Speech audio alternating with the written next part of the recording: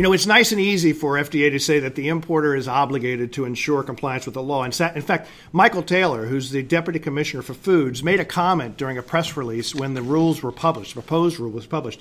He said, if an importer is not complying with FSVP, FDA will, quote, stop them from importing food, unquote.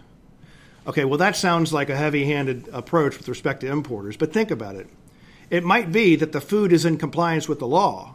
It might be that the food is safe. The food might be unadulterated. It might be labeled correctly. It may have no allergens that are not declared that are declared improperly. It may be in complete compliance with the law. And the problem is that the importer doesn't have a foreign supplier verification program that FDA thinks is adequate. Or, worse, imagine a qualified individual was not involved in developing it. All right? Those kinds of circumstances would result in the food being refused, even though the food is safe, not adulterated, and properly labeled. And worse, from the foreign supplier's perspective, no longer in your control. It's in fact in the United States, and maybe you haven't been paid for it, and now it's going to be refused, resulting in either exportation or destruction. Why? Because the importer failed to comply with their obligation under the Foreign Supplier Verification Program.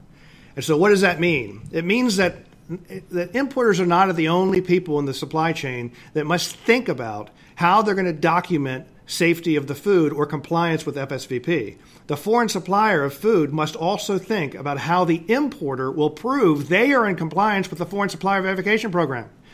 And so what that means is that the importer will be in a place where they will be supplying documentation back to the foreign market. It's not going to be only coming inbound to the U.S. The documentation route is not just inbound. It will be whether or not the importer can prove to the supplier whether the importer is in compliance. Because if not, the foreign supplier can sell to another importer. So foreign suppliers need to be thinking about how they can be ensuring that their importers comply with the law.